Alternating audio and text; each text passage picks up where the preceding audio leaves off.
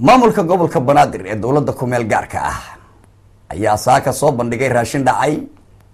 oo la soo galiyay magaalada Muqdisho ayna ku soo bandhigeen xarunta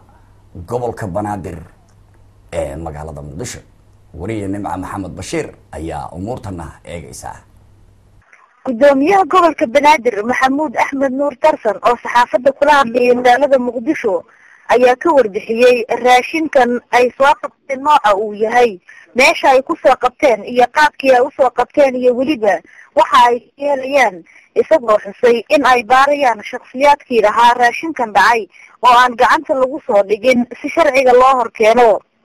raashinkan oo ahaa mid noociisu uu isbedelay ayaa gudoomiyuhu waxa uu sheegay in sababta baqaarada loogu keediyay ay tahay in lagu sameeyo shacabka Soomaaliyeed isagoo hoos ka xariiqay in dawladdu ay uga digayso ganacsatada Soomaaliyeed in dalka ay soo galiyaan raashin iyo waxyaabo kale oo waqtigoodu uu dhamaaday Cabdullaahi Sahal gudoomiyaha degmada Xamarweyne oo ah raashinkan dhacay ayaa isna ka hadlay aragtidiisa ku aadan raashinkan ku keedsanaa baqaarada ku yaala degmada Xamarweyne iyo waliba sida ay ka yeelayaan maamulku ganacsatada iska leh raashinkaasi dhacay raashinka dhacay ee maanta ay soo qabatay dawladda ku meel gaarka ah ee Soomaaliya ayaa imaanaya xilli hore ururka Al-Shabaab ay u soo qabteen raashin iyo saliid dhacay kaasi oo ay ku gubeen fagaaro ku yaala goobaha ay gacanta ku hayaan iyadoo sidoo kalena ay soo badanayaan raashimada dhacay ee inta badan laga soo bixinayo baqaarada ay leeyihiin ganacsatada Soomaaliyeed Nimca Maxamed Bashiir Soomaali Channel magaalada Boorama ee gobolka Awdal